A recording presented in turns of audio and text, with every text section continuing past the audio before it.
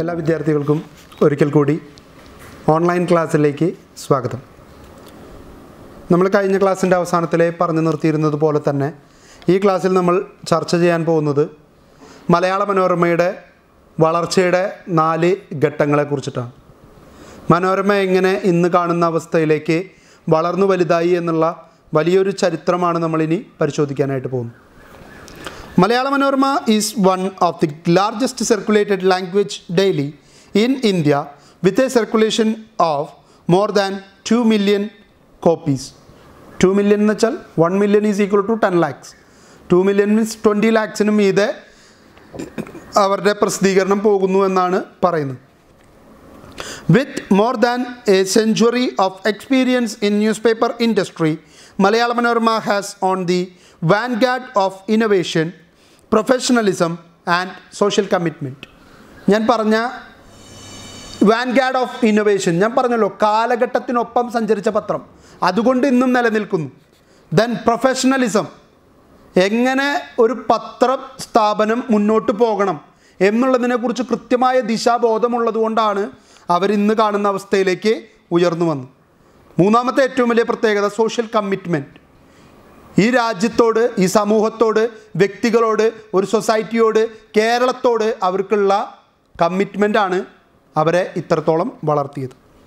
The proprietors of Malayala Manorama say the story of Malayala Manorama is not just a story, it is a saga of nativity, exile, martyrdom and resurrection. Manorama's history can be traced through these 4 stages. അപ്പോൾ നമുക്ക് ഈ സ്റ്റേജുകളിലൂടെ ഒന്ന് പോയി നോക്കാം. എന്താണ് അവർ ഈ പറയുന്ന 4 സ്റ്റേജിൽ വരുന്ന വ്യത്യാസങ്ങളെന്ന് നമുക്കൊന്ന് കണ്ടു നോക്കാം.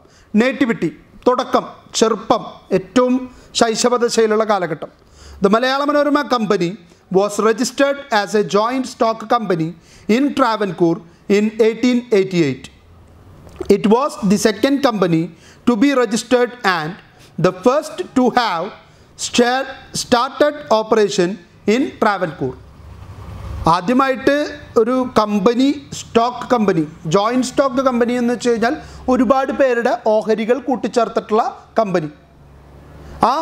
അങ്ങനെ ഒരു ഷെയർ ഇട്ടിട്ടുള്ള ഒരു കമ്പനി ആദ്യമായിട്ട് മലയാളത്തിൽ അല്ലെങ്കിൽ കേരളത്തിൽ തുടങ്ങുന്ന രണ്ടാമത്തെ കമ്പനിയും തിരുവനന്തപുരത്ത് ട്രാവൻകൂർ ഡിസ്ട്രിക്റ്റിൽ തുടങ്ങുന്ന ആദ്യത്തേതുമാണ്.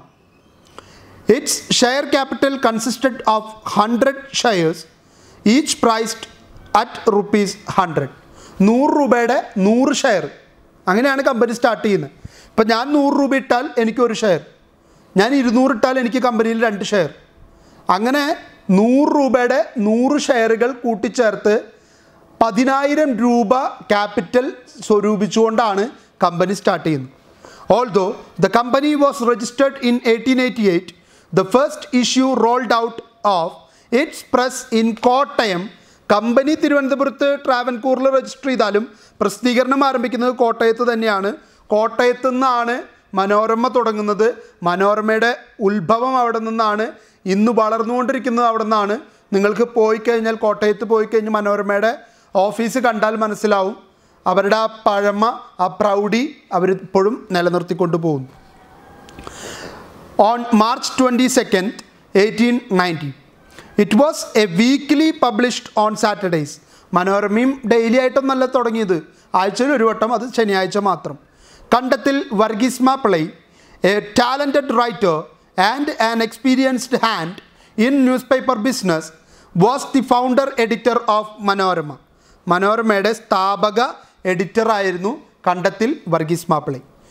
Right from its inception Manorama campaigned for the uplift of the backward class. അതാണ് ഏറ്റവും വലിയ പ്രത്യേകത.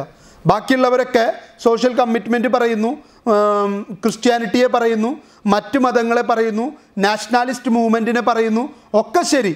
പക്ഷെ മനോരമ സ്റ്റാർട്ട് ചെയ്യുന്നു with the goal of upliftment of the backward communities, expansion of educational facilities.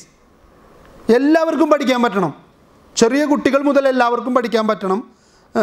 ചെറിയ കുട്ടികൾ മുതൽ എല്ലാവർക്കും പഠിക്കാൻ പറ്റണം എന്നല്ല, ചെറിയ കുട്ടികൾ ഉൾപ്പെടെയുള്ള എല്ലാവർക്കും പഠിക്കാൻ പറ്റണം. കാരണം അന്നത്തെ കേരളത്തിൻ്റെ ഏറ്റവും മോശം അവസ്ഥയ്ക്ക് കാരണം വിദ്യാഭ്യാസമില്ലായ്മയാണ്. അതിനൊരു മാറ്റം കൊണ്ടുവരാൻ വേണ്ടിയിട്ടാണ്. Eradication of superstitious beliefs and practices, അന്ധവിശ്വാസങ്ങളും അബദ്ധ അനാചാരങ്ങളും ഈ സമൂഹത്തിൽ നിന്ന് തുടച്ചു മാറ്റപ്പെടണം. And political justice for all, രാഷ്ട്രീയപരമായിട്ടുള്ള നീതി എല്ലാവർക്കും ലഭ്യമാക്കണം. വോട്ടൊക്കെ എല്ലാവർക്കും കിട്ടണം എന്നുള്ള, വോട്ട് ചെയ്യാനുള്ള അവകാശം എല്ലാവർക്കും കൊടുക്കണം എന്നതുപോലെയുള്ള ചില ആവശ്യങ്ങൾ അവർ മുന്നോട്ട് വെച്ചു. The first editorial was an appeal to provide educational facilities to Pulayas, a downtrodden community. കേരളത്തിലെ ഏറ്റവും മോശം അവസ്ഥയിൽ കിടന്നിരുന്ന അവരുടെ പുലയാസ് എന്ന് വിളിക്കപ്പെടുന്ന, പുലയന്മാരെന്ന് വിളിക്കപ്പെടുന്ന, അധർകൃതർ എന്ന് പറയപ്പെടുന്ന ഒരു വിഭാഗത്തിൽപ്പെട്ടവർക്ക് എഡ്യൂക്കേഷൻ പ്രൊവൈഡ് ചെയ്യണമെന്ന് ആവശ്യപ്പെട്ടുകൊണ്ടാണ് മനോരമ അതിൻ്റെ ഫസ്റ്റത്തെ എഡിറ്റോറിയൽ എഴുതിയത്. From August 7, 1901, Manorama became a bi-weekly published on Wednesdays and Saturdays. 2 ദിവസമാക്കാൻ പറ്റി. ആഴ്ചയിൽ ഒരു ദിവസം പബ്ലിഷ് ചെയ്തിരുന്നത് 88 സ്റ്റാർട്ട് ചെയ്യുന്നു, 90 ആദ്യത്തെ പ്രസിദ്ധീകരണം വരുന്നു. അതിനുശേഷം 91 ആകുമ്പോഴേക്കും, ജസ്റ്റ് ഒരു വർഷമാകുമ്പോഴേക്കും അവർ ആഴ്ചയിൽ 2 ദിവസം വെച്ച് പബ്ലിഷ് ചെയ്യാൻ തുടങ്ങി. കണ്ടത്തിൽ Varghese മാപ്പിളൈ passed away in 1904 and K.C. Maman Mappilai became the editor.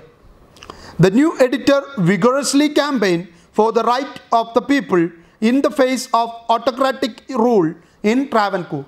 Travancore ഗവൺമെൻറ്റിൻ്റെ ഈ ദുഷിച്ച ഭരണത്തിനെതിരെ ശക്തമായിട്ട് പോരാടാൻ തന്നെയാണ് KC മാമൻ മാപ്പിളയും തീരുമാനിച്ചത്.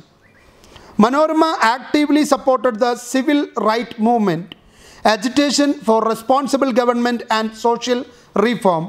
The paper became a tri-weekly, ആഴ്ചയിൽ 3 ദിവസമാക്കി മാറ്റാൻ പറ്റി, Tuesday, Thursday, Saturday. On July 2, 1918, from January 26, പ്രത്യേകതയുണ്ട്, നമ്മളുടെ റിപ്പബ്ലിക് ഡേ ആണ്. പക്ഷേ അത് വളരെ നേരത്തെ, റിപ്പബ്ലിക് ദിനം നമ്മൾ ആഘോഷിക്കുന്നതിനേക്കാളൊക്കെ മുൻപേ January 26 1928 Malayala Manorama became a daily news paper. 1928 മുതൽ അവരങ്ങോട്ട് പിന്നീട് ഡെയിലി ആയിട്ട് തന്നെയാണ് പ്രസിദ്ധീകരണം നടത്തിയത്.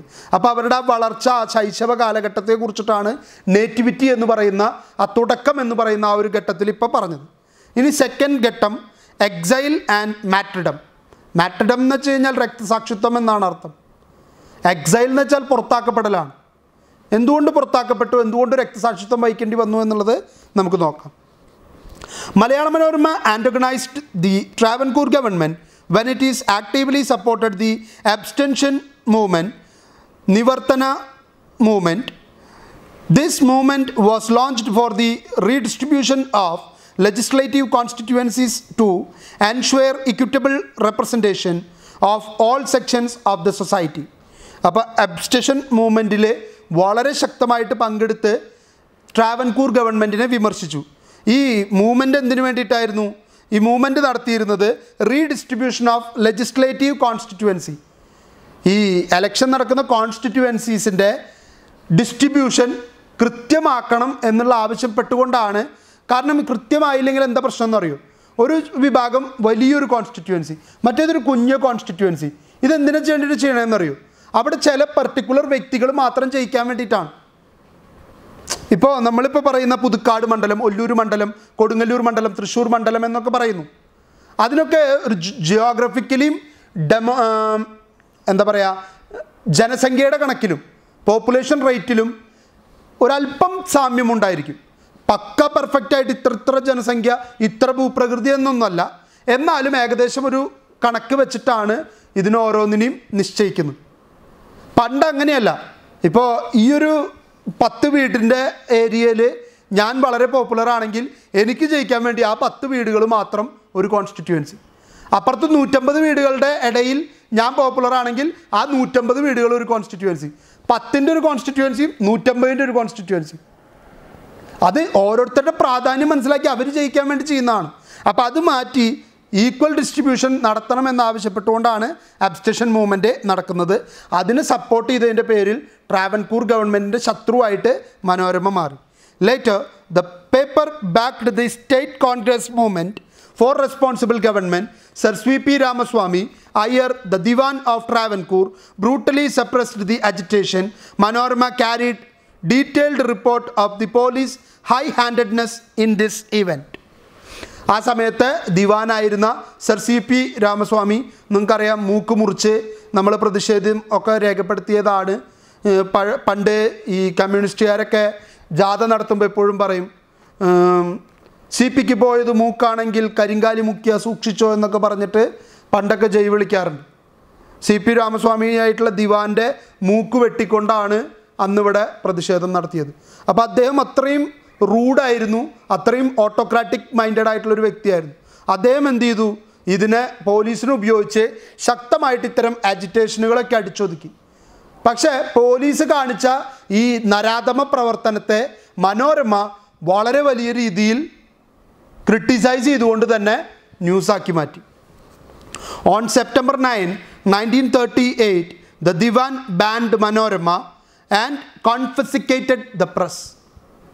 മനോരമയെ ബാൻ ചെയ്തുകൊണ്ട്, നിരോധിച്ചുകൊണ്ടും അതിൻ്റെ പ്രസ് പിടിച്ച് കണ്ടുകെട്ടിക്കൊണ്ടും ദിവാൻ ഉത്തരവിറക്കി. Mammen Mappillai was prosecuted and imprisoned in connection with the liquidation of National and Quilon Bank. Soon after the ban, the proprietors tried to bring out the paper from Kunnangulam in Thrissur, but it did not last long. അപ്പോൾ ഇവരെ ban ചെയ്തു. അപ്പോൾ മാമൻ മാപ്പിള എന്ത് ചെയ്തു, അദ്ദേഹത്തെ വിചാരണ നടത്തി, അദ്ദേഹത്തെ ജയിലിലടച്ചു. അതിനുശേഷം അദ്ദേഹം നാഷണൽ മൂവ്മെൻറ്റിനും അതുപോലെ തന്നെ പല സമരങ്ങൾക്കും ലിക്വിഡേഷൻ, തീ കത്താൻ എണ്ണ ഒഴിക്കുക എന്ന് പറയില്ലേ, ആ എരുതിയിൽ എണ്ണ ഒഴിച്ച ആ പ്രവർത്തനത്തിൻ്റെ പേരിൽ അദ്ദേഹത്തിന് വളരെയധികം വിമർശനം ഏൽക്കേണ്ടി വരികയും അദ്ദേഹം മനോരമയുടെ പ്രസിദ്ധീകരണം കോട്ടയത്ത് നിന്ന് മാറ്റി നേരെ കൊണ്ടുവന്ന് തൃശ്ശൂർ സ്ഥാപിക്കാമെന്ന് വിചാരിച്ചു, നമ്മുടെ കുന്നംകുളത്ത് തുടങ്ങാമെന്ന് വിചാരിച്ചു. പക്ഷെ അതത്ര ഫലവത്തായി വന്നില്ല. അതാണ് രക്തസാക്ഷിത്വം വഹിക്കേണ്ടി വന്നതും എക്സൈൽ ചെയ്യപ്പെട്ടതും. മൂന്നാമത്തെ ഘട്ടം റീസെക്രഷൻ മീൻസ് അവരുടെ ഉയർത്തെഴുന്നേൽപ്പ്. Manorama could reappear only after 9 years of dormancy. It resumed publication on November 29, 1947. 1838 നിരോധിക്കപ്പെട്ടു. 47 സ്വാതന്ത്ര്യം കിട്ടിയ സ്വാതന്ത്ര്യാനന്തര ഇന്ത്യയിൽ വീണ്ടും പ്രസിദ്ധീകരണം ആരംഭിച്ചു. After the advent of freedom and the introduction of responsible government in Travancore, Maman Mappilai, the editor, passed away in 1953 December 31st. His eldest son K.M. Cherian became the new editor. Manorama set up a second edition in Calicut in 1966. അപ്പോൾ കുന്നംകുളത്ത് workout ചെയ്യാൻ പറ്റിയില്ല. അതുകൊണ്ട് തന്നെ അവരുടെ second edition അവർ കാലിക്കറ്റിൽ 1966 start ചെയ്തു. K.M. Matthew assumed office after the death of his brother K.M. Cherian in 1973. K.M. Matthew അടുത്ത ഭരണാധികാരിയായി അല്ലെങ്കിൽ പത്രാധിപരായിട്ട് ഇതിലേക്ക് സ്ഥാനക്കയറ്റം കിട്ടി വന്നു. പോസ്റ്റ് റിസെക്ഷൻ ഇറ, Manorama is one of the largest circulated language newspaper in India. According to the reports of Audit Bureau of Circulation, ABC എന്ന് വിളിക്കുന്ന സംഘടന നടത്തിയ കണക്ക് പ്രകാരം the combined circulation of Malayalam Manorama is 23,72,256 23,72,256 copies. 2016 കണക്കാണ്. According to the World Association newspaper of 2016, it was the 14th most circulated newspaper in the world. Wow! വളരെ വലിയൊരു achievement. ഇന്ത്യയിലെ ഏറ്റവും കൂടുതൽ സർക്കുലേഷനുള്ള ലാംഗ്വേജ് ന്യൂസ് പേപ്പർ, മലയാളത്തിൽ മാത്രമുള്ള ഒരു സർക്കുലേറ്റഡ് ലാംഗ്വേജ് ന്യൂസ് പേപ്പർ എന്ന് വിളിക്കാവുന്നത് മനോരമ തന്നെയാണ്. അതേസമയം world association of newspapers നടത്തിയ കണ്ടെത്തലിൽ അവർ പറയുന്നു ലോകത്തിലെ തന്നെ 14ാമത്തെ സ്ഥാനമാണ് മനോരമയ്ക്കുള്ളത്. It has a shopping readership of 9,75,000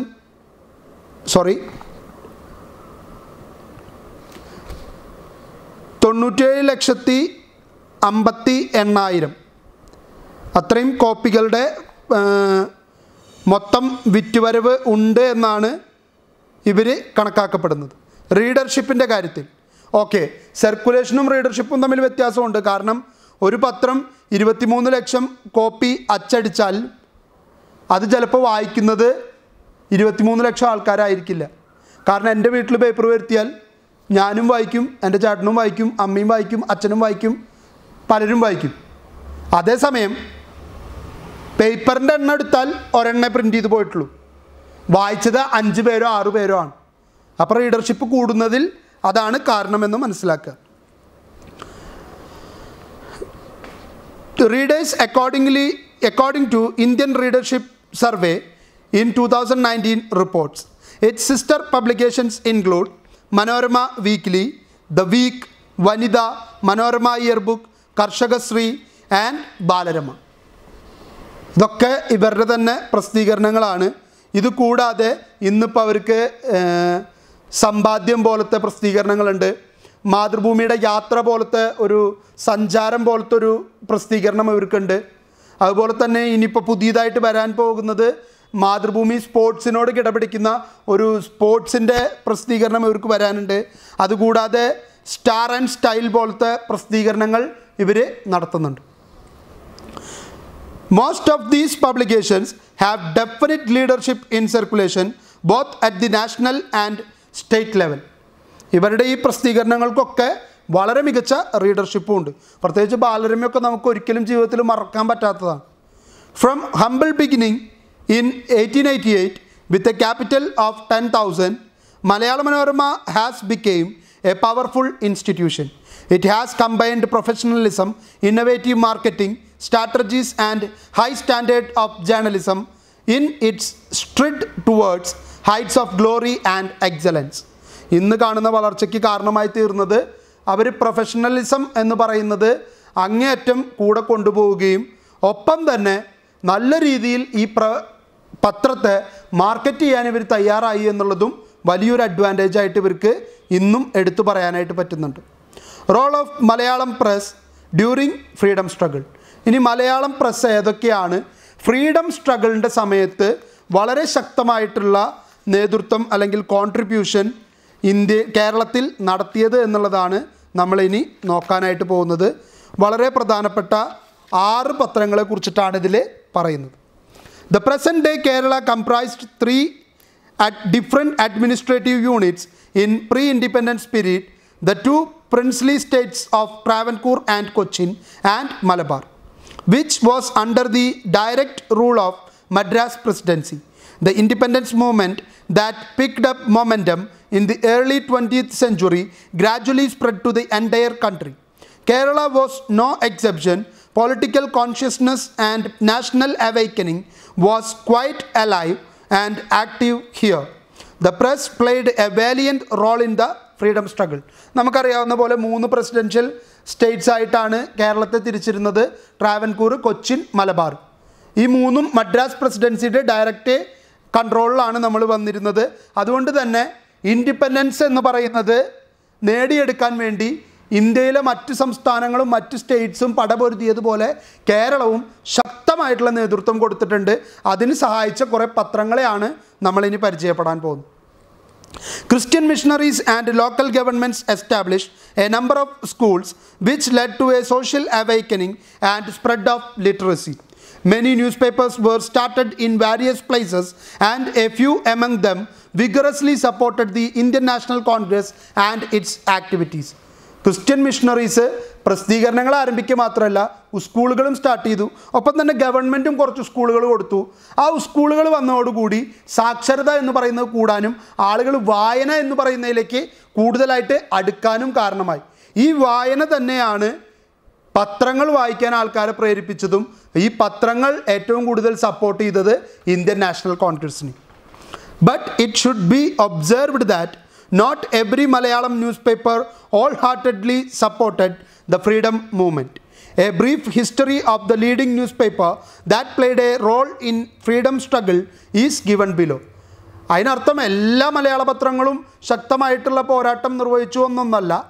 വളരെ കുറച്ച് പത്രങ്ങൾ ശക്തമായിട്ടുള്ള നേതൃത്വ നിരയിലേക്ക് വന്നു. ഈ പറയുന്ന ഇതിനെ സപ്പോർട്ട് ചെയ്ത് ഇന്ത്യൻ നാഷണൽ കോൺഗ്രസിനെയും ഇന്ത്യൻ ഫ്രീഡം സ്ട്രഗിളിനെയും സപ്പോർട്ട് ചെയ്ത് വന്നു എന്നുള്ള യാഥാർത്ഥ്യമാണ്. അവരെക്കുറിച്ച് മാത്രമാണ് ഇവിടെ പറയുന്നത്. അതിൽ ആദ്യത്തെ പത്രം ലോകമാന്യൻ.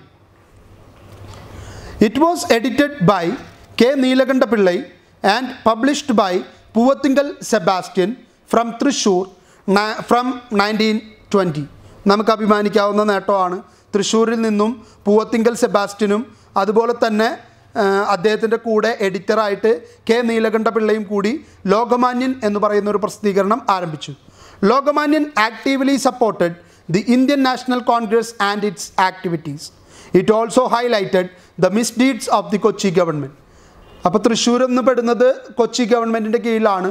കൊച്ചി ഗവൺമെൻറ് നടത്തുന്ന മോശം ഭരണ സംവിധാനത്തെക്കുറിച്ചും ഇവിടുത്തെ നിയന്ത്രണ വിധേയമാക്കേണ്ട ചില രീതികളെയും അതുപോലെ തന്നെ ഒരു ഇൻഡിപെൻഡൻറ്റ് ഭരണ സംവിധാനം ഇവിടെ കൊണ്ടുവരണതിനെ കുറിച്ചിട്ടൊക്കെ ഇവർ ശക്തമായിട്ട് വാദിക്കുകയും ഒപ്പം തന്നെ അതിനുവേണ്ടി പ്രവർത്തിക്കുന്ന ഇന്ത്യൻ നാഷണൽ കോൺഗ്രസിനെ മാക്സിമം പ്രൊമോട്ട് ചെയ്യുകയും ചെയ്തു. The government prosecuted the editor and publisher and sentenced them to 6 months imprisonment on charges of sedition. The paper was closed down as a result. അപ്പോൾ ഇങ്ങനെ ഇന്ത്യൻ നാഷണൽ കോൺഗ്രസിനെ support ചെയ്തതിനും Kochi ഗവൺമെൻറ്റിനെ വിമർശിച്ചതിൻ്റെയും പേരിൽ പൂവത്തിങ്കൽ സെബാസ്റ്റ്യനെയും നീലകണ്ഠ പിള്ളയെയും വിചാരണ നടപ്പിലാക്കി 6 മാസം ജയിലിലടയ്ക്കാൻ തീരുമാനിച്ചു. പക്ഷെ ഗാന്ധിയെ ജയിലിലടച്ചപ്പോൾ പോത്തൻ ജോസഫിനെ പോലെയുള്ളവർ തുടർന്നുകൊണ്ട് പോയെങ്കിലും ഇവരെ ജയിലിലടച്ചപ്പോൾ ഈ പ്രസിദ്ധീകരണം തന്നെ നിന്നുപോയി. അപ്പോൾ വളരെ കുറച്ചു കാലം മാത്രമേ ഇതിൻ്റെ പ്രസിദ്ധീകരണം കൊണ്ടുപോകാനായിട്ട് പറ്റുള്ളൂ. രണ്ടാമത്തെ ഇന്ത്യൻ ഫ്രീഡം സ്ട്രഗിളിനെ സപ്പോർട്ട് ചെയ്ത മലയാള പ്രസിദ്ധീകരണമാണ് Swaraj. Swaraj was a biweekly, ആഴ്ചയിൽ 2 വട്ടം, newspaper published from Kollam. This paper was started in 1921, തൊട്ട് പിറ്റത്തെ വർഷം, for the purpose of spreading the ideology of INC, Indian National Congress, and support its activities in Travancore. Thiruvananthapuram സൈഡിൽ Indian National Congress, ഇവിടെ കൊച്ചിൻ സൈഡിൽ already ലോകമാന്യൻ ഉണ്ട്. അപ്പോൾ തിരുവനന്തപുരം സൈഡിൽ INCയുടെ പ്രവർത്തനങ്ങളെ മുന്നോട്ട് കൊണ്ടുപോകാനും അതിനെ സപ്പോർട്ട് ചെയ്യാനും അതിലേക്ക് ആൾക്കാരെ ക്ഷണിക്കുന്നതിനൊക്കെ വേണ്ടിയിട്ട് ട്രാവൻകൂർ സൈഡിൽ സ്വരാജ് അതിൻ്റെ പ്രവർത്തനം 1921 ആരംഭിച്ചു. Swaraj played a prominent role in Vaikom Satyagraha. From 1926, Swaraj became a daily and its headquarters was shifted from Kollam to Thiruvananthapuram. 1926 ആയപ്പോഴേക്കും ഇതിന് ഡെയിലി ആയി മാറാനും കൊല്ലത്ത് നിന്ന് തിരുവനന്തപുരത്തേക്ക് പോയി അവിടെ ഹെഡ്ക്വാർട്ടേഴ്സ് ഉണ്ടാക്കി അവിടുന്ന് പ്രസിദ്ധീകരണം ആരംഭിക്കാനും സാധിച്ചു. This newspaper was at the forefront in criticizing the Travancore Newspaper Regulation Act of 1926 promulgated by Diwan Watts. But Swaraj could not survive long in the midst of the hostilities from government. A.K. Pillai was the editor of the paper. A.K. പിള്ളയുടെ നേതൃത്വത്തിലാണ് പത്രം ഇറങ്ങിയിരുന്നത്. 1926 ദിവാനായിരുന്ന വാട്ട്സിൻ്റെ നേതൃത്വത്തിൽ അദ്ദേഹം ഒരു news paper regulation act കൊണ്ടുവന്നു. അതിനെതിരെ ശക്തമായിട്ട് പോരാടിയ പത്രമാണ് സ്വരാജ്. പക്ഷേ സ്വരാജിന് പിന്നീട് അധികകാലം മുന്നോട്ട് പോകാൻ പറ്റിയില്ല. ഗവൺമെൻറ്റിൻ്റെ ശക്തമായ ഇടപെടൽ മൂലം അതിൻ്റെ പ്രവർത്തനം നിർത്തിവെക്കേണ്ടതായിട്ട് വന്നു. നിങ്ങൾ ഇത് പ്രത്യേകം പഠിക്കുക. Role of Malayalam press during the freedom struggle essay ആയിട്ട് ഒരു വട്ടം ചോദിച്ചതാണ്. 15 മാർക്കിൻ്റെ ചോദ്യം. ഈ 6 പത്രങ്ങളെക്കുറിച്ച് എഴുതിയാൽ മതി. ലോകമാന്യൻ, സ്വരാജ്, മാതൃഭൂമി, അതുപോലെ തന്നെ അൽ അമീൻ, മലയാള രാജ്യം, പിന്നൊരു പത്രം കൂടി ഉണ്ടല്ലോ, ദീനബന്ധു. ഈ 6 പത്രങ്ങളെക്കുറിച്ചും എഴുതി കഴിഞ്ഞാൽ 15 മാർക്ക് കിട്ടേണ്ടടുത്ത് ഒരാളും ഇത് ശ്രദ്ധിക്കാണ്ട് പോയതുകൊണ്ട് എഴുതാൻ പറ്റാതിരുന്നു. അപ്പം നിങ്ങൾ ശ്രദ്ധിക്കുക.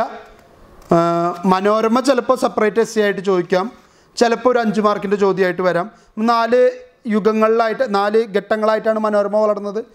ഇതിലേത് വേണമെങ്കിൽ എസ്സേ വരാം. ചിലപ്പോൾ ഫ്രീഡം സ്ട്രഗിളിലെ മലയാളം പ്രസിൻ്റെ കോൺട്രിബ്യൂഷൻ ആവാം, ചിലപ്പോൾ മലയാള മനോരമയെ മാത്രം എടുത്ത് ചോദിക്കാം, ചിലപ്പോൾ നല്ല news paper, truly news paper എന്ന് വിളിക്കാവുന്ന ആദ്യകാല മലയാള പ്രസിദ്ധീകരണങ്ങളെക്കുറിച്ച് ചോദിക്കാം. അപ്പോൾ നിങ്ങൾ കേരള പത്രികയും കേരള മിത്രവും അതുപോലെ തന്നെ വെസ്റ്റേൺ താരകയും ഒപ്പം തന്നെ മലയാള മനോരമയും ഒരുമിച്ച് കൂട്ടിയൊരു എസ്സേ ആയിട്ട് എഴുതേണ്ടി വരും. ചിലപ്പോൾ മനോരമ തന്നെയായിട്ട് ചോദിക്കും, why Manorama still surviving as the largest circulated Malayalam newspaper, critically evaluate the growth of Malayala Manorama as a Malayalam newspaper എന്നും ചോദ്യം വരാം. ചിലപ്പോൾ discuss the contribution of Malayalam press during the freedom struggle എന്ന് ചോദിക്കാം. അപ്പോൾ ഈ 6 പത്രങ്ങളെക്കുറിച്ച് എഴുതണം. ഇനി നമ്മൾ ചർച്ച ചെയ്യാൻ പോകുന്നത് മാതൃഭൂമി. നമുക്ക് വളരെ പരിചിതമായിട്ടുള്ള മലയാളത്തിലെ സെക്കൻഡ് ലാർജസ്റ്റ് സർക്കുലേറ്റഡ് ഡെയിലിയാണ് മാതൃഭൂമി.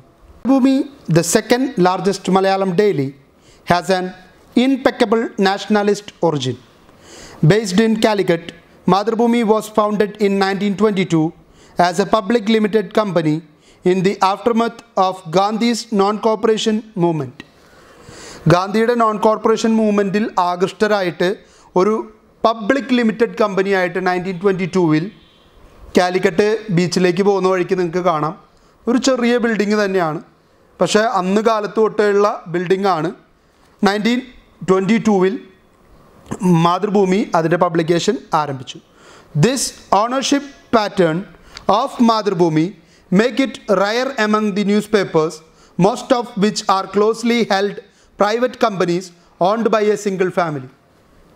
അതൊരു വലിയ പ്രത്യേകതയായിരുന്നു മാതൃഭൂമിയുടെ. കാരണം ആദ്യമായിട്ട് നോൺ കോർപ്പറേഷൻ മൂവ്മെൻറ്റിൻ്റെ ഭാഗമായിട്ട് ഒരു പത്രസ്ഥാപനം തുടങ്ങിക്കൊണ്ട് അതിലൂടെ ഗാന്ധിയുടെ വിഷൻ, ഗാന്ധിയുടെ ഒബ്ജക്റ്റീവ്സ് ജനങ്ങളിലേക്ക് എത്തിക്കാനും ഒപ്പം തന്നെ ആരുടെയും സിംഗിൾ ഓണർഷിപ്പിലല്ലാതെ, ഇപ്പോൾ ഒരു മാമൻ മാപ്പിളൈ, കണ്ടത്തിൽ വർഗീസ് മാപ്പിളയുടെ മകൻ, ചെറുമകൻ, അങ്ങനെ പോകുന്ന ആ ഒരു കുടുംബത്തിലേക്ക് അത് പോവാതെ ഒരു പബ്ലിക് കമ്പനി, ഒരു ടീം വർക്കായിട്ട് അത് ആരംഭിക്കുകയാണ് ചെയ്തത്. In the 1920s there were 4 newspapers published from Calicut, namely Kerala Patrika, Kozhikodan Manorama, Kerala Sanchari and Midavadi. These papers supported British government and hardly any one of them reported the activities of the Congress. Hence, Congress leaders felt that the need to set up a printing press and publish a newspaper. Madhubhumi Printing and Publishing Company Limited was registered as a public limited company on February 15, 1922. The first issue went to the public on March 18, 1923. It was a tri-weekly published on Tuesday, Thursday and Saturday. ആഴ്ചയിൽ 3 വട്ടം publish ചെയ്യുന്ന try weekly ആയിട്ട് 1922 start ചെയ്തു company. പക്ഷേ paper പുറത്തിറങ്ങുന്നത് 1923. അതിൻ്റെ പ്രധാന കാരണം കോഴിക്കോട് ബേസ് ചെയ്തുകൊണ്ട് ഓൾറെഡി അന്ന് 4 പത്രങ്ങൾ ഇറങ്ങുന്നുണ്ട്. പക്ഷേ ഈ 4 പത്രങ്ങളും ബ്രിട്ടീഷ് ഗവൺമെൻറ്റിനെ അകമഴിഞ്ഞ് സപ്പോർട്ട് ചെയ്യുന്ന പത്രങ്ങളാണ്. അങ്ങനെ ബ്രിട്ടീഷ് ഗവൺമെൻറ്റിനെ സപ്പോർട്ട് ചെയ്യുന്ന പത്രങ്ങൾ മാത്രമേ ഉണ്ടായിരുന്നുള്ളൂ എങ്കിൽ, അല്ലെങ്കിൽ അങ്ങനത്തെ പത്രങ്ങൾ മാത്രമേ ഈ രാജ്യത്ത് പബ്ലിഷ് ചെയ്യുന്നുള്ളൂ എങ്കിൽ എന്ത് സംഭവിക്കും? നാച്ചുറലി ഈ പറയുന്ന ബാക്കി പത്രങ്ങൾക്ക്, അല്ലെങ്കിൽ ഇനിയുള്ള പത്രങ്ങളും ഇതേ മാതൃക പിന്തുടരുകയാണെങ്കിൽ INCയുടെ പ്രവർത്തനങ്ങളെ കേരളത്തിലേക്ക് എത്തിക്കാനും നാഷണലിസ്റ്റ് മൂവ്മെൻറ്റിൻ്റെ ഭാഗമായിട്ട് പ്രവർത്തിക്കാൻ കേരളത്തിൽ നിന്ന് ആളെ കിട്ടാത്ത സാഹചര്യം ഉണ്ടാവും. അതുകൊണ്ട് INCയിലെ തന്നെ കുറച്ച് ആളുകൾ നേതൃത്വമെടുത്ത് അവരിൽ നിന്ന് ഒരു കമ്പനി ഫോം ചെയ്ത് അതൊരു പബ്ലിക് എൻ്റർപ്രൈസ് ലിമിറ്റഡ് കമ്പനി ആക്കി അതിനെ രജിസ്റ്റർ ചെയ്ത് ആ കമ്പനിയുടെ പേരിൽ അവരൊരു പത്രസ്ഥാപനം ആരംഭിച്ചു. The founders of Madhubhumi were members of the Indian National Congress led by KP Keshav Menon. മറക്കാത്ത പേരായിരിക്കണം KP Keshav Menon. കണ്ടത്തിൽ വർഗീസ് മാപ്പിളയെ പോലെ തന്നെ ഇമ്പോർട്ടൻ്റ് ആയിട്ടുള്ള ഒരു ജേർണലിസ്റ്റിൻ്റെ പേരാണ്. അദ്ദേഹത്തെക്കുറിച്ച് നിങ്ങൾക്ക് നെക്സ്റ്റ് ചാപ്റ്ററിൽ പഠിക്കാനുണ്ട്. It's share holders were 352 men and women from Kerala. കേരളത്തിലെ 352 കോൺഗ്രസ് പാർട്ടിയുമായിട്ട് ബന്ധമുള്ള ആളുകൾ കൂടിച്ചേർന്നിട്ട് ഒരു പത്രസ്ഥാപനം തുടങ്ങി. The paper lost money regularly in the initial years, but that did not matter because its goal were not those of profitable commerce but of social service. തുടക്കകാലത്തിലൊക്കെ ഒരുപാട് പൈസ നഷ്ടം വന്നു. കാരണം നല്ല സബ്സ്ക്രിപ്ഷൻ ഫീ ഇല്ല, പരസ്യമില്ല. അപ്പോൾ അതിൻ്റെയൊക്കെ ബുദ്ധിമുട്ടുകൾ അനുഭവിച്ചു. പക്ഷേ ഈ 352 പേരുടെയും ലക്ഷ്യം ഒരു കമ്പനി സ്റ്റാർട്ട് ചെയ്ത് അതിലൂടെ ലാഭം ഉണ്ടാക്കി പണക്കാരാവുക എന്നുള്ളതല്ല. അവർക്കൊരൊറ്റ ലക്ഷ്യമുള്ളൂ, കോൺഗ്രസിൻ്റെ പ്രവർത്തനങ്ങൾ, ഇന്ത്യൻ ഫ്രീഡം സ്ട്രഗിളിൽ കേരളത്തിൻ്റെ കോൺട്രിബ്യൂഷൻ. ഈ 2 ലക്ഷ്യത്തിന് വേണ്ടിയിട്ടാണ് അവർ പ്രവർത്തിച്ചുകൊണ്ടിരിക്കുന്നത്. അവിടെ അവർ ലാഭനഷ്ട കണക്കുകളെക്കുറിച്ച് ചിന്തിക്കുന്നില്ല. അവരുടെ മുൻപിലുള്ള ലക്ഷ്യത്തെക്കുറിച്ച് മാത്രമേ അവർ ചിന്തിക്കുന്നുള്ളൂ. അതുകൊണ്ട് തുടക്കത്തിൽ വന്ന നഷ്ടത്തെ അവർ കാര്യമാക്കിയില്ല. പ്രസിദ്ധീകരണം തുടർന്നുകൊണ്ടേയിരുന്നു. Mathrubhumi battled gallantly with the British authority before independence and bitterly with the communists from the late 1930s. Thus it came to be known as a Congress newspaper, which was also closely associated with Malabar region. കാരണം കാലിക്കറ്റിൽ നിന്നാണ് പ്രസിദ്ധീകരണം. അതുകൊണ്ട് തന്നെ മലബാർ റീജിയനിലാണ് കൂടുതൽ ഇതിൻ്റെ പ്രസിദ്ധീകരണം ഉണ്ടാവുക, കൂടുതൽ പ്രചാരം കിട്ടുക. ഒപ്പം തന്നെ ഇത് മാതൃഭൂമി എന്ന പത്രം വളരെ ക്ലോസ്ലി ആയിട്ട് ഇന്ത്യൻ നാഷണൽ കോൺഗ്രസ് ആയിട്ട് പ്രവർത്തിക്കുകയും ഇന്ത്യൻ നാഷണൽ കോൺഗ്രസിൻ്റെ അമരക്കാരായിരുന്ന 352 പേരെ കൂട്ടിച്ചേർത്തിട്ടാണ് കമ്പനി ഫോം ചെയ്തിരിക്കുന്നത്. അതുകൊണ്ട് തന്നെ കമ്മ്യൂണിസ്റ്റ് വിരുദ്ധത വളരെ ശക്തമായിട്ട് പ്രൊമോട്ട് ചെയ്യാൻ ഇവർ ശ്രമിച്ചിരുന്നു. Mathrubhumi was in the forefront of the events such as Vaikom Satyagraha, Guruvayur Satyagraha, Aikya Kerala movement etcetera. KP Keshava Menon, who was the founder editor of Madhrubhumi, was sent to jail for his leadership role in Vaikom Satyagraha. അപ്പോൾ വൈക്കം സത്യാഗ്രഹം മുതലേ പല മൂവ്മെൻറ്റുകളിലും മാതൃഭൂമി ശക്തമായിട്ട് ഇടപെട്ടു. KP Keshava Menon അതിൽ പലതിനും നേതൃത്വം കൊടുത്തു, ഇൻക്ലൂഡിങ് വൈക്കം സത്യാഗ്രഹയ്ക്ക് നേതൃത്വം കൊടുത്ത മെയിൻ ലീഡേഴ്സിൽ ഒരാളായിരുന്നു. അതിൻ്റെ പേരിൽ അദ്ദേഹത്തിന് ജയിലിലും കിടക്കേണ്ടി വന്നു. At the peak of the civil disobedience movement in the April 1930, Madhrubhumi became a daily. Civil disobedience, നിയമലംഘന പ്രസ്ഥാനം നിലനിൽക്കുന്ന കാലഘട്ടത്തിലാണ് ഇത് ഡെയിലി ആയിട്ട് മാറുന്നത്. കാരണം എങ്ങനെയും നിയമം തെറ്റിക്കണം. അപ്പോൾ വർണാക്കുലർ ലാംഗ്വേജിൽ പ്രസ് നടത്താൻ പാടില്ല എന്ന് പറയുമ്പോൾ ഇവർ എല്ലാ ദിവസവും പത്രം ഇറക്കി അതിനോട് പ്രതിഷേധിക്കാൻ തുടങ്ങി. As practically the only source of information for people of Malabar about the development in the national movement, its circulation base was gradually extending to remote villages. അപ്പം അന്ന് സ്വാതന്ത്ര്യ സമരത്തെ അടിച്ചമർത്താൻ ശ്രമിക്കുന്നത് കൊണ്ട് തന്നെ INCയുടെ പ്രവർത്തനങ്ങളെക്കുറിച്ച് എന്തെങ്കിലും അറിയണമെങ്കിൽ മാതൃഭൂമി വായിക്കുക എന്നുള്ളത് മാത്രമാണ് ജനങ്ങൾക്കുള്ള ഏക പോംവഴി. അതുകൊണ്ട് തന്നെ ഇതിൻ്റെ സർക്കുലേഷൻ ഒറ്റപ്പെട്ട് കിടക്കുന്ന ഗ്രാമപ്രദേശങ്ങളിലേക്ക് വരെ എക്സ്പാൻഡ് ചെയ്യാൻ തുടങ്ങി. But close on the heels of this increase in circulation and influence came official harassment. Following a critical editorial on the incarceration of political workers without trial, the government swooped down the paper demanding a security of rupees 2,000. Madhrubhumi furnished the security in the interests of continued publication, but as a measure of silent protest left its editorial columns blank for months. അപ്പോൾ അന്ന് അവർ ഒരു editorial എഴുതി political വർക്കേഴ്സിന് ട്രയലില്ലാതെ വിചാരണയില്ലാതെ government തടങ്കലിൽ വയ്ക്കുന്നതിനെതിരെ അവരൊരു editorial എഴുതാനായിട്ട് മാതൃഭൂമി ധൈര്യം കാണിച്ചു. ആ ധൈര്യം കാണിച്ചതിൻ്റെ പേരിൽ 2000 രൂപ സെക്യൂരിറ്റി അടച്ചിട്ട് ഇനി പ്രസിദ്ധീകരണം നടത്തിയാൽ മതിയെന്ന് മാതൃഭൂമിക്ക് അന്ത്യശാസനം കിട്ടി. അന്നത്തെ കാലത്ത് ഒരു 2000 രൂപ അടയ്ക്കുക എന്ന് പറയുന്ന ഒരു പത്രത്തെ സംബന്ധിച്ചിടത്തോളം വളരെ വലിയൊരു എമൗണ്ട് ആയതുകൊണ്ട് ആൾക്കാർ വിചാരിച്ചു മാതൃഭൂമി അതിൻ്റെ പ്രസിദ്ധീകരണം നിർത്തുമെന്ന്. പക്ഷേ മാതൃഭൂമി ജനങ്ങളിൽ നിന്ന് പൈസ കളക്ട് ചെയ്ത് 2000 അടച്ച് ജനങ്ങളുടെ ആഗ്രഹമാണ് ഈ പ്രസിദ്ധീകരണം തുടരണമെന്നുള്ളത്. കാരണം INCയെക്കുറിച്ച് എന്തെങ്കിലും വിവരം കിട്ടണമെങ്കിൽ ഇവരുടെ പ്രസിദ്ധീകരണം നടക്കണം. അതുകൊണ്ട് തന്നെ ജനങ്ങൾ പിരിവിട്ട് ആ പൈസ കൊടുത്ത് അതിൻ്റെ പ്രസിദ്ധീകരണം തുടരാനായിട്ട് കൂടെ നിന്നു. പക്ഷേ മാതൃഭൂമി കുറേ നാളത്തേക്ക് എഡിറ്റോറിയൽ എഴുതിയില്ല. ഈ ഒരു ഗവൺമെൻറ്റിൻ്റെ മോശം പോളിസിക്കെതിരായിട്ടുള്ള പ്രതിഷേധത്തിൻ്റെ ഭാഗമായിട്ട്.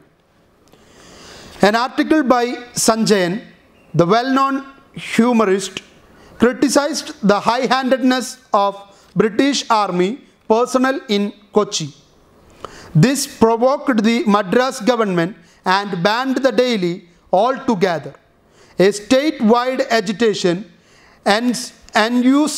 ensued demanding withdrawal of the punitive ban order. The government had no choice but to withdraw the order. Likewise, the Diwan of Travancore Sir C.P. Ramaswamy Iyer refused to entry the paper into the in the state. Madhubhumi had to stay out and made a triumphant re-entry 9 years later in 1947. അപ്പോൾ കൊച്ചിയിൽ ഇത് വളരെയധികം government ഈ പത്രത്തിനെ ban ചെയ്യാനുള്ള ഒരു തീരുമാനത്തിലേക്ക് എത്തി. അതിനുവേണ്ടി മദ്രാസ് ഗവൺമെൻറ് അതിനുള്ള അംഗീകാരമൊക്കെ കൊടുത്തു. പക്ഷേ ഇവിടെ വളരെ വലിയ പ്രതിഷേധം നടന്നു. കേരളത്തിൽ മാതൃഭൂമിയുടെ ബാൻ എടുത്തു കളയണമെന്നും മാതൃഭൂമി വീണ്ടും പ്രസിദ്ധീകരിക്കാൻ അനുവദിക്കണമെന്നും ആവശ്യപ്പെട്ടുകൊണ്ട് സർ C.P. രാമസ്വാമി എന്ത് ചെയ്തു? തിരുവനന്തപുരത്തേക്ക് ഈ പത്രം കടന്നു വരാതിരിക്കാൻ വേണ്ട എല്ലാ വഴികളും നോക്കി. അതുകൊണ്ട് തന്നെ മാതൃഭൂമിക്ക് ഒരു 9 വർഷം വെയിറ്റ് ചെയ്യേണ്ടി വന്നു. 1947 സ്വാതന്ത്ര്യം കിട്ടിയതിന് ശേഷം അവർ ശക്തമായിട്ട് തിരുവനന്തപുരം ഉൾപ്പെടെ എല്ലാ ഡിസ്ട്രിക്റ്റുകളിലേക്കും കടന്നു കയറി. Madhubhumi became a daily on April 6, 1930. The Madras Presidency banned the paper in 1942 an account of its vigorous campaign for the independence. But the British government was forced to withdraw the ban on account of people's agitation. Similarly, Sir C.P. Ramaswamy Iyer banned the paper in Travancore for 9 years for writing about the autocratic rule of Diwan. ഫ്രീഡത്തിന് വേണ്ടി എഴുതിയതിൻ്റെ പേരിൽ 1942 Madras presidency ഇവരെ വിലക്കി. പക്ഷേ ജനങ്ങളുടെ പ്രതിഷേധം കാരണം വീണ്ടും തുടരാൻ അനുവദിച്ചു. C.P. രാമസ്വാമി അയ്യർ 9 വർഷക്കാലം ഈ പത്രത്തിൻ്റെ പ്രസിദ്ധീകരണം തിരുവനന്തപുരത്ത് നടക്കാതിരിക്കാൻ വേണ്ട എല്ലാ പ്രവർത്തനങ്ങളും എടുത്തു. പക്ഷേ സ്വാതന്ത്ര്യത്തിന് ശേഷം മാതൃഭൂമി അവിടെ നിന്നും പ്രസിദ്ധീകരണം തുടങ്ങി. Mathrubhumi was one of the first newspaper in Malayalam to use a rotary press for printing. അടുത്തൊരു പ്രിൻറ്റിംഗ് പ്രസ്സിൻ്റെ രീതി നമ്മൾ മൂവബിൾ ടൈപ്പ് കണ്ടു, അതിനുശേഷം ലെറ്റർ പ്രസ് കണ്ടു. ഇപ്പോൾ റോട്ടറി പ്രസ് ആദ്യമായിട്ട് മാതൃഭൂമി കൊണ്ടുവന്നു. Similarly it was the first newspaper to start offset printing also. Offset printing ഇന്ന് കാണുന്ന ലാർജ് സ്കെയിൽ പ്രൊഡക്ഷൻ നടക്കുന്ന ഓഫ്സെറ്റ് പ്രിൻറ്റിംഗ് ആദ്യമായിട്ട് കേരളത്തിൽ കൊണ്ടുവന്നതും മാതൃഭൂമിയാണ്. And offer a daily newspaper in colour. ആദ്യമായിട്ട് കളർ ന്യൂസ് പേപ്പർ ഇറക്കാൻ, ഒരു വാചകമായാലും ഒരു ഫോട്ടോയായാലും കളറിൽ കൊടുക്കാൻ ആദ്യമായിട്ട് സാധിച്ച പത്രവും മാതൃഭൂമി തന്നെ. Mathrubhumi is presently published from Thiruvananthapuram, Kollam, Kottayam, Kochi, Thrissur, Kozhikode, Kannur, Malappuram, Mumbai and Chennai. It's sister publications include Mathrubhumi illustrated weekly. Mathrubhumi എന്ന് തന്നെയാണ് വീക്കിലിയുടെ പേര്. ഗൃഹലക്ഷ്മി നിങ്ങൾക്കറിയാം. അതുപോലെ മനോരമയ്ക്കുണ്ട് വനിത, ചിത്രഭൂമി, അതുപോലെ തന്നെ തൊഴിൽ വാർത്ത, ആരോഗ്യ മാസിക വളരെ ഇമ്പോർട്ടൻ്റ് ആയിട്ടുള്ളതാണ്. അതുപോലെ തന്നെ മാതൃഭൂമിയുടെ യാത്രയും വളരെ ഇമ്പോർട്ടൻ്റ് തന്നെയാണ്. സമ്പാദ്യം വളരെ മികച്ച ഒരു ലേഖനം തന്നെയാണ്, ബുക്ക് തന്നെയാണ്. In 1962, Madhubhumi started a second edition in Kochi and led the circulation figures in Kerala for a few years. This was the only period in which Madhubhumi stood first in circulation in Kerala. രണ്ടാമത്തെ പ്രസിദ്ധീകരണം കൊച്ചിയിൽ നിന്ന് ആരംഭിച്ചതോടുകൂടി ഇവരുടെ circulation കൂടി. ആ ഒരു ഘട്ടത്തിൽ മാത്രമാണ് മാതൃഭൂമി ഒന്നാം സ്ഥാനത്ത് വന്നത്, മനോരമയെ മറികടന്നുകൊണ്ട്. According to Audit Bureau of Circulation report, combined circulation of Madhubhumi 14,32,568 copies. The Indian Readership Survey 2019 put readership of Madhubhumi 64.55 lakh. It is in the 11th position in India in term of readership. റീഡർഷിപ്പിൻ്റെ കണക്കെടുത്താൽ ഇന്ത്യയിൽ തന്നെ 11ാം സ്ഥാനത്തും മലയാളത്തിൽ സർക്കുലേഷനിൽ 2ാം സ്ഥാനത്തും. Mathrubhumi was product of freedom struggle. It associated with the movement consistently over the years despite effort from the authorities to suppress it. Mahatma Gandhi, Jawaharlal Nehru, the first Press Commission and others have paid glowing tribute to Madhubhumi for its patriotism, credibility and standard of excellence. Mathrubhumi എന്ന് പറയുന്നത് പൂർണ്ണമായിട്ടും സ്വാതന്ത്ര്യ സമര പ്രവർത്തനങ്ങളെ ക്രോഡീകരിക്കാനും ഏകീകരിക്കാനും വേണ്ടി ഉണ്ടായ പ്രസിദ്ധീകരണം തന്നെയാണ്. അതുകൊണ്ട് തന്നെ ജവഹർലാൽ നെഹ്റുവും നമ്മളുടെ മഹാത്മാഗാന്ധിയും അതുപോലെ തന്നെ പ്രസ് കമ്മീഷൻ ഉൾപ്പെടെയുള്ളവർ മാതൃഭൂമിനെ വളരെ വലിയ അഭിനന്ദനങ്ങൾ ചൊരിഞ്ഞുന്ന ഒരവസ്ഥയുണ്ടായി. The platinum jubilee of the foundation of the Mathrubhumi was celebrated in 1998, അതായത് 75 വർഷം. Mathrubhumi keeping with its glorious tradition continues to produce effective, high-quality publication and render yeoman service to Malayalis. അവരുടെ പ്രവർത്തനത്തെ എത്ര അഭിനന്ദിച്ചാലും മതി വരില്ല.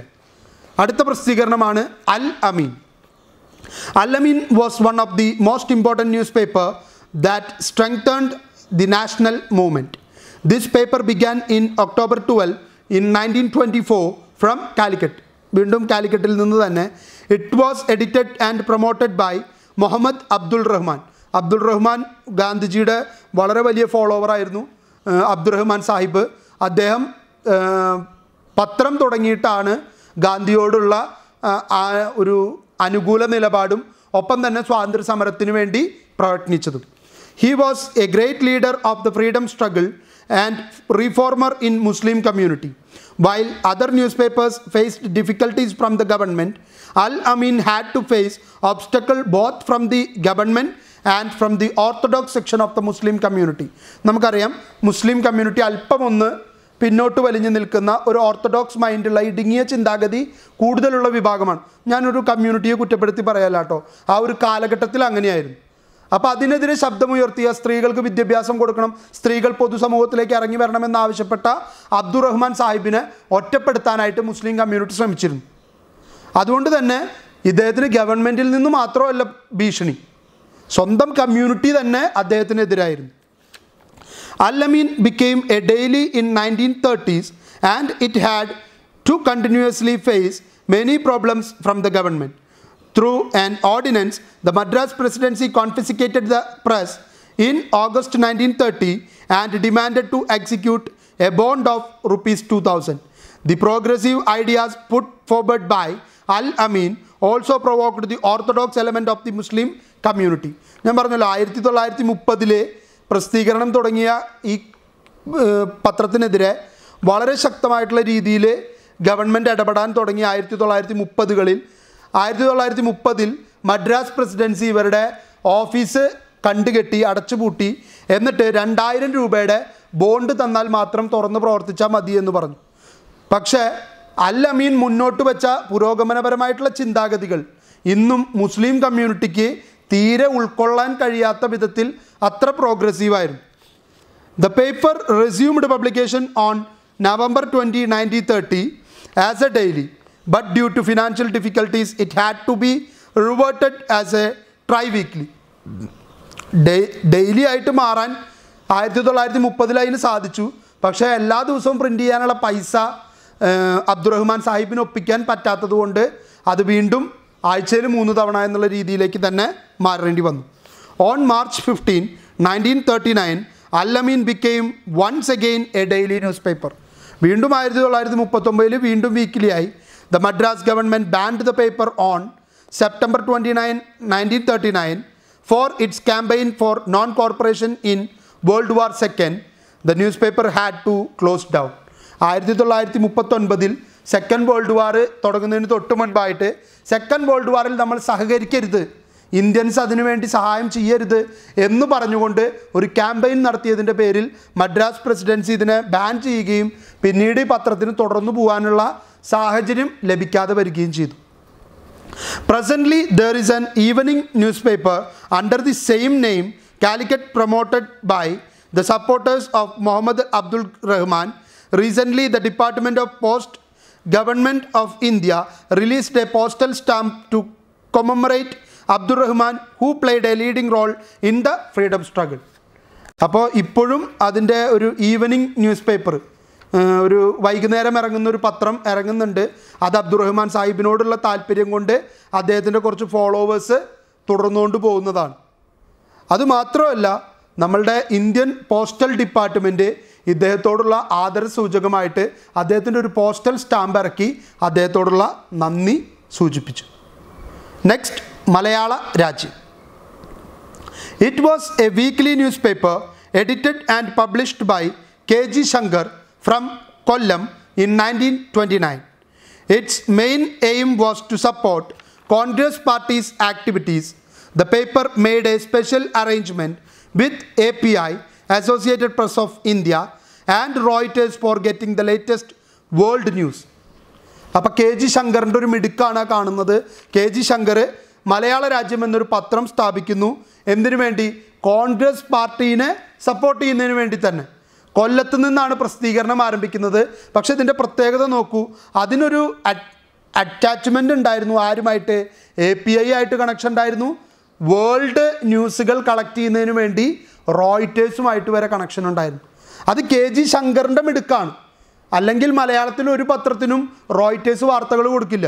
പക്ഷെ കെ ജി ശങ്കർ എങ്ങനെയോ റോയിറ്റേഴ്സുമായിട്ടൊരു അലയൻസിൽ എത്തുകയും അവരിൽ നിന്ന് വാർത്തകൾ കളക്ട് ചെയ്യുകയും ആ വാർത്തകളും ഒപ്പം തന്നെ INCയെ സപ്പോർട്ട് ചെയ്യുന്ന വാർത്തകളും കൂട്ടിച്ചേർത്ത് മലയാള രാജ്യം എന്ന് പറയുന്ന ഒരു പ്രസിദ്ധീകരണം ആരംഭിക്കുകയും ചെയ്തു. Malayala Rajyam is said to be the first morning newspaper in Kerala in 1931. It became a daily newspaper. ആദ്യമായിട്ട് രാവിലെ തന്നെ പത്രം ഇറക്കുന്ന രീതി കേരളത്തിൻ്റെ മുൻപിൽ അവതരിപ്പിച്ച പത്രമാണ് മലയാള രാജ്യം. 1939 തന്നെ അത് ഡെയിലി ന്യൂസ് പേപ്പറായിട്ട് മാറിയിരുന്നു. The paper had its own transportation system to distribute copies to agent on time. വെറുതെ എല്ലാവർക്കും രാവിലെ തന്നെ ഇറക്കാൻ പറ്റിയിരുന്നത്. ഇവർക്ക് വേണ്ടി പത്രങ്ങൾ കൊണ്ടുകൊടുക്കാനും ഇവരുടെ ഏജൻസിൻ്റെ പത്രം എത്തിക്കാനും ഇവരുടേതായിട്ടുള്ള സ്വന്തം ട്രാൻസ്പോർട്ടേഷൻ സെറ്റപ്പ് ഇവർക്കുണ്ടായിരുന്നു. Thus, it became one of the largest circulated newspaper in 1930s. 1930കളിൽ ഏറ്റവും പ്രചാരമുള്ള വാർത്താ മാധ്യമമായിട്ട് ഈ പറയുന്ന മലയാള രാജ്യത്തിന് വളരാൻ പറ്റി. പക്ഷേ പിന്നീട് അത് അങ്ങോട്ട് നീണ്ടുപോകാനായിട്ട് അവർക്ക് സാധിച്ചില്ല. Modern printing equipments provided the new daily A modern appearance in layout and appearances. In fact, Malayalam Rajyam was the first Malayalam daily to go in for rotary press. The Illustrated Malayalam Rajyam Weekly was a prestigious publication of the time. മലയാള രാജ്യം എന്നൊരു പത്രവും ഇറക്കി. മലയാള രാജ്യം weekly എന്ന പേരിൽ ഒരു മാസികയും ഇറക്കാനായിട്ട് ഇവർ തയ്യാറായി. റോട്ടറി പ്രസ്സിലേക്ക് അവരവരുടെ പ്രിൻറ്റിങ് രീതി മാറ്റുകയും അതുപോലെ തന്നെ നല്ലൊരു മോഡേൺ ലേഔട്ടും അപ്പിയറൻസും പത്രത്തിന് കൊണ്ടുവന്ന പത്രം കൂടിയാണ് മലയാള രാജ്യം. After the prolonged illness of K.G. Shankar, the ownership of the paper changed hands. Soon it became a pro-government newspaper and it came to be called derogatively as CP's Gazette. പക്ഷേ ഒരുപാട് കാലം അതിന് വളർന്നു പോകാനായിട്ട് പറ്റിയില്ല. K.G. ശങ്കർ വയ്യാതായതോടുകൂടി ഈ പത്രത്തിൻ്റെ ഓണർഷിപ്പൊക്കെ ചേഞ്ചായി. പിന്നീട് സർക്കാരിന് വേണ്ടി കുഴലൂത്ത് നടത്തുന്ന വെറും നാണം കെട്ട പത്രമായിട്ട് ഇത് മാറേണ്ട ഒരു സാഹചര്യം കേരളത്തിൽ രൂപപ്പെട്ടു. അതോടുകൂടി ഈ പത്രത്തിൻ്റെ പ്രസിദ്ധീകരണവും നിന്നുപോയി. പിന്നീട് അതങ്ങോട്ട് CP's Gazette, Sir CP Ramaswamy അയ്യരെ പ്രൊമോട്ട് ചെയ്യുന്ന പത്രമായിട്ട് മാത്രം കണക്കാക്കപ്പെടുകയും അതിൻ്റെ പേരിൽ ഒരുപാട് വിമർശനങ്ങൾ ഏറ്റുവാങ്ങേണ്ടി വന്നൊരു പത്രമായിട്ട് മലയാള രാജ്യം മാറുകയും ചെയ്തു. നെക്സ്റ്റ്, ദീനബന്ധു, ആറാമത്തെ ഫ്രീഡം സ്ട്രഗിളിൽ പാർട്ടിസിപ്പേറ്റ് ചെയ്ത പത്രം. This news paper was started as A weekly on January 26, 1941. സ്വാതന്ത്ര്യത്തിനോട് ഏറ്റവും അടുത്ത് നിൽക്കുന്ന സമയത്താണ് ദീനബന്ധു സ്റ്റാർട്ട് ചെയ്യുന്നത് തന്നെ. From Thrissur with VR Krishnan Ezhuthachan as it's editor. അപ്പോൾ തൃശ്ശൂരിന് വീണ്ടും ഒരു അഭിമാനം. ലോകമാന്യനു ശേഷം ദീനബന്ധു എന്നൊരു പ്രസിദ്ധീകരണം തൃശ്ശൂരിൽ നിന്നും ER കൃഷ്ണൻ എഴുത്തച്ഛൻ ആരംഭിക്കുന്നു. Right from its inception, the paper wholeheartedly supported the Congress and the freedom struggle. Its editor was imprisoned in 1942 during the Quit India movement. 1942 quit India movement കാലഘട്ടത്തിൽ ഈ കൃഷ്ണൻ എഴുത്തച്ഛനെ പിടിച്ച് ജയിലിലിടുകയും ഈ പത്രം വളരെ ശക്തമായിട്ട് ക്വിറ്റ് ഇന്ത്യ മൂവ്മെൻറ്റിനെ മാത്രമല്ല ഇന്ത്യൻ നാഷണൽ കോൺഗ്രസിൻ്റെ എല്ലാ പ്രവർത്തനങ്ങളെയും സപ്പോർട്ട് ചെയ്തു. Deenabandhu had also to face stiff opposition from the royal regime in Travancore.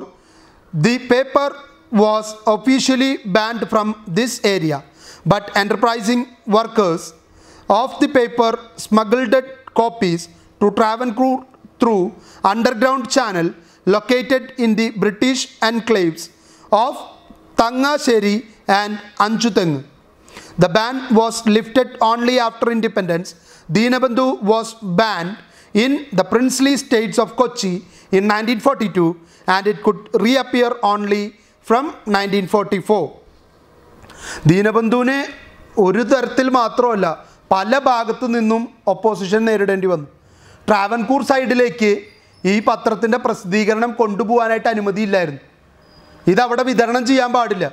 Thiruvananthapuram ഭാഗങ്ങളിൽ, കൊല്ലം, തിരുവനന്തപുരം, പത്തനംതിട്ട ഭാഗങ്ങളിൽ. അപ്പോൾ എന്തു ചെയ്യും? ബ്രിട്ടീഷുകാരുണ്ടാക്കി വെച്ച ചില അണ്ടർഗ്രൗണ്ട് വഴികളുണ്ട്.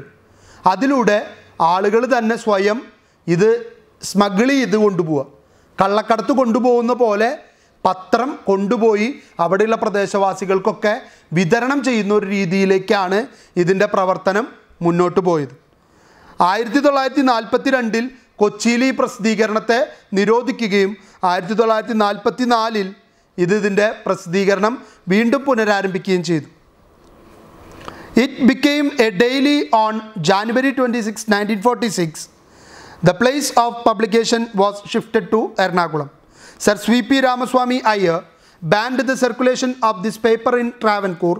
After a splendid innings spread over 21 years, Dinabandhu finally succumbed to financial difficulties and ceased publication in 1962. കുറേ പരിശ്രമിച്ചു, കുറേ പ്രതിഷേധങ്ങളെയും പ്രതിബന്ധങ്ങളെയും മറികടന്നു. രാമസ്വാമി അയ്യർ നിരോധിച്ച പത്രത്തെ അവർ സ്മഗിൾ ചെയ്ത് അങ്ങോട്ട് കൊണ്ടുപോയി. 1946 ഇത് ഡെയിലി ന്യൂസ് പേപ്പറായി. തൃശ്ശൂരിൽ നിന്നും ഷിഫ്റ്റ് ചെയ്ത് എറണാകുളത്തേക്ക് പോയി.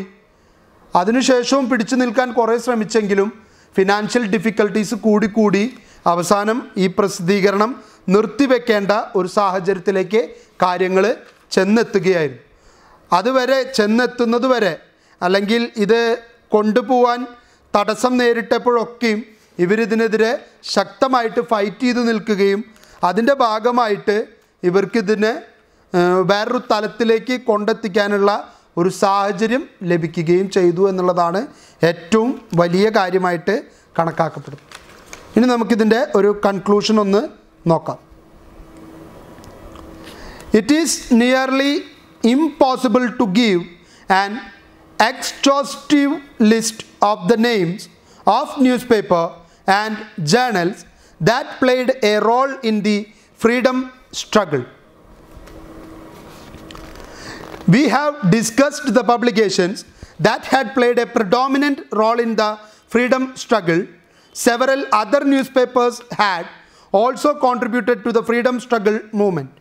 ഇപ്പോൾ നമ്മൾ ഒരുപാട് ഫ്രീഡം സ്ട്രഗിളിനെ സഹായിച്ച വളരെ വലിയ കോൺട്രിബ്യൂഷൻ കൊടുത്ത ഒരു 5-6 പത്രങ്ങളെക്കുറിച്ച് മാത്രമേ പേരെടുത്ത് അവരുടെ പ്രവർത്തനങ്ങൾ ഓരോന്നും വിലയിരുത്തിക്കൊണ്ട് എടുത്തെടുത്ത് പറഞ്ഞിട്ടുള്ളൂ.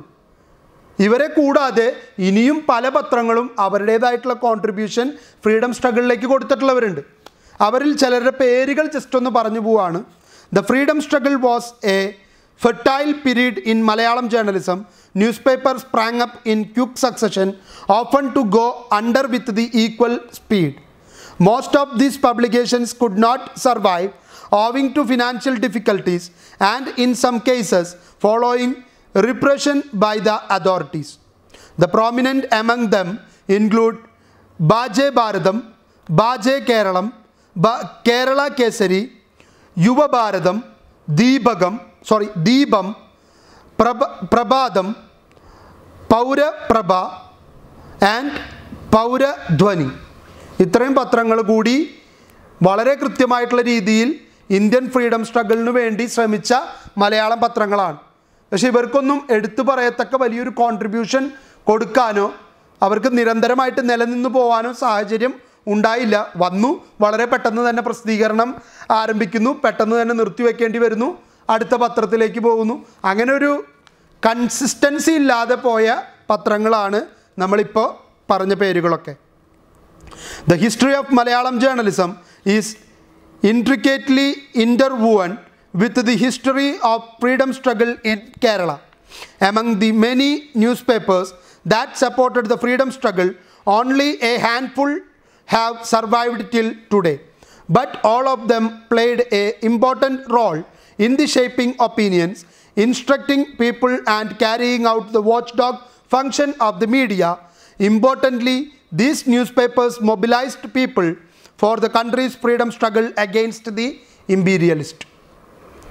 ഈ പത്രങ്ങളൊക്കെ തുടങ്ങുകയും വളരെ വേഗത്തിൽ അവസാനിക്കുകയൊക്കെ ചെയ്തെങ്കിലും ഇതിൻ്റെയൊക്കെ ഒരു ഇമ്പാക്റ്റ്, പ്രതിഫലനം എന്ന് പറയുന്നത് വളരെ വലുതായിരുന്നു. കാരണം ഇവർ ഈ സമൂഹത്തിൽ കൊണ്ടുവന്ന ഒരു മാറ്റം, പ്രത്യേകിച്ച് ഇന്ത്യൻ നാഷണൽ കോൺഗ്രസ്സിന് കൊടുത്തൊരു സപ്പോർട്ട്, അതുപോലെ തന്നെ ജനങ്ങളെ ഇന്ത്യൻ നാഷണൽ മൂവ്മെൻറ്റിൻ്റെ ഭാഗമാക്കി കൂടെ നിർത്താൻ ഇവർ കാണിച്ച വലിയൊരു പരിശ്രമം എത്ര അഭിനന്ദിച്ചാലും മതി വരാത്ത ഒന്നാണ്. അതുകൊണ്ട് തന്നെയാണ് ഇവർക്ക് വളരെ വലിയ പ്രാധാന്യം ഉണ്ട് എന്ന് കണക്കാക്കപ്പെടുന്നു. ഒന്നുമില്ലെങ്കിലും ഇമ്പീരിയലിസ്റ്റ് ചിന്തകൾക്കെതിരെ, ഇമ്പീരിയലിസ്റ്റ് ഭരണത്തിനെതിരെ ശക്തമായിട്ട് പോരാടാൻ, മലയാള സാന്നിധ്യമായിട്ട് കൂടെ നിൽക്കാൻ ഇവർ തയ്യാറായി എന്നുള്ളത് തന്നെയാണ് ഏറ്റവും വലിയ പ്രചോദനം. അപ്പോൾ ഈ 6 പത്രങ്ങളുടെ കോൺട്രിബ്യൂഷൻ നിർബന്ധമായിട്ടും പഠിക്കുക. മലയാള മനോരമയും പഠിക്കുക. രണ്ടും എസ്സേ ടോപ്പിക്കാണ്.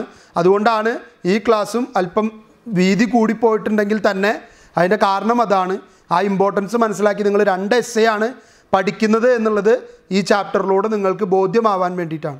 നെക്സ്റ്റ് ക്ലാസ്സിൽ നമ്മൾ കേരള കൗമുദി മുതലുള്ള ചില പത്രങ്ങളെയും early literary publications in Malayalam എന്നുള്ള രീതിയിൽ ഭാഷാപോഷണി പോലത്തെ, വിദ്യാവിലാസിനി പോലത്തെ ചില പ്രസിദ്ധീകരണങ്ങളെയുമാണ് നെക്സ്റ്റ് ക്ലാസ്സിൽ പരിചയപ്പെടാനായിട്ട് പോകുന്നത്. അപ്പോൾ എല്ലാവർക്കും നല്ലൊരു ദിവസം ഉണ്ടാവട്ടെ എന്ന് ആശംസിക്കുന്നു. Thank you.